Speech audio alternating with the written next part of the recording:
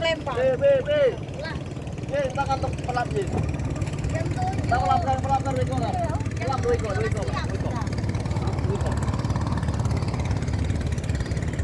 Asegala nak melok tadi asegala. Tano. Mana anu Talita? Penguatan profil belajar Pancasila. Ya. Kalau kita dulu, K13 kita dulu itu di RPPH-nya masuk dalam karakter anak ya. Kalau kita K13 dulu, nah sekarang ini dia masuk ke harus wajib setiap pelajar, misalkan seandainya dalam 1 bulan itu ada dua kali tema proyek P5. Nah, sebelum kita mulai ke ini ya, selanjutnya saya mau bertanya dulu, kalau 1 semester itu ibu-ibu membawa berapa minggu, berapa pekan? Kalau 1 semester. Sekarang ini ibu mengajar pakai RPP ada? Tidak ya? Tidak. Nah, sekarang ini harus berjalan.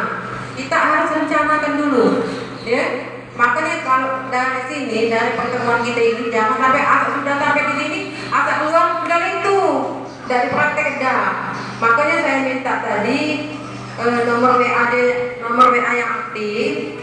Kita bareng-bareng belajar BWA nanti ya.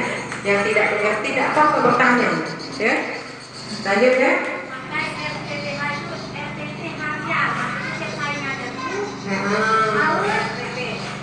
Buat rencana dulu.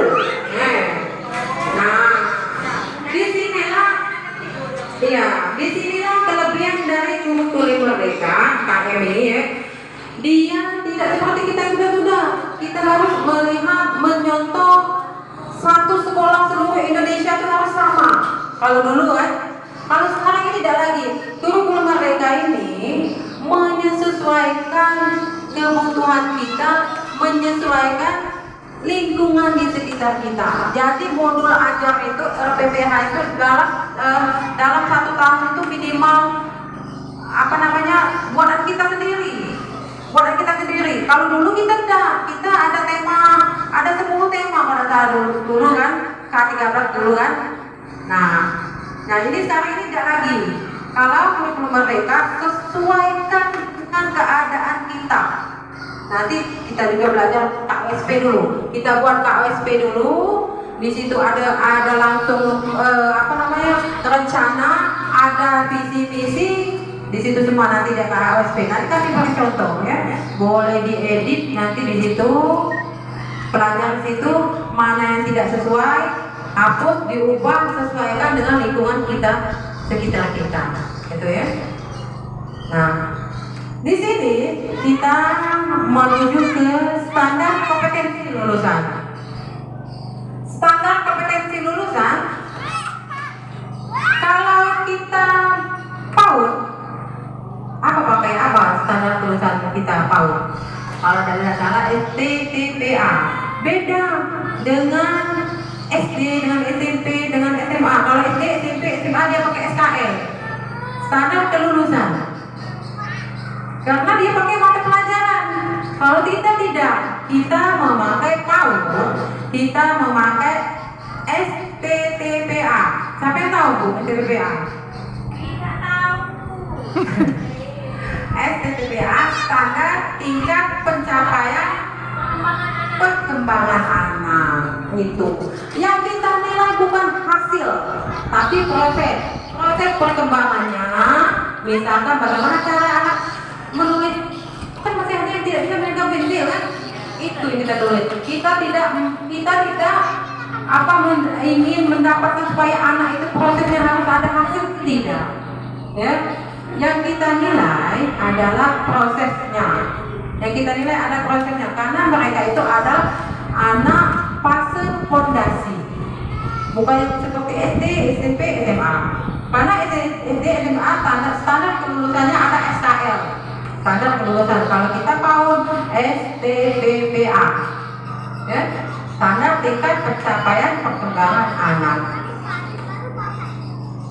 Ya, jadi kalau seandainya yang selalu memakai buku, selalu memakai majalah, selalu memakai buku paket, berarti dia cuma ada 2 aspek yang digunakannya. Sedangkan kita di PAUD itu ada penilaian 6 aspek. Apa saja? 6 aspek, Bu, yang kita nilai. 1, agama. 2, sosial emosional. 3, motorik. 4, kognitif. 5, bahasa. 6, seni. Itu kan? Nah, itu 6 aspek itu tadi, ya, yang kita nilai ada prosesnya. Bagaimana dia terhadap bisa kerja bekerja sama dengan temannya, bisakah anak itu sendiri pergi ke WC, itu 6 proses itu. Nah, jadi diingat, ya, diingat anak PAUD itu dia belajar itu belajarnya,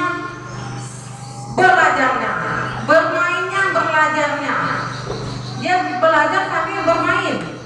Itu talaklah dia itu, ya. Kami ada 3 kalau di kelas kami, contoh di kelas kami, di sekolah kami ada 3 anak yang tidak mau menulis.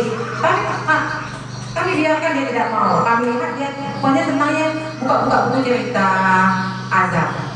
Ya, buka-buka buku cerita. Kita kasihkan buku-buku cerita itu. Jadi inilah fungsi dari kurikulum mereka ini, yaitu mendidik anak menyesuaikan minat dan bakat anak. Tidak boleh dipaksakan.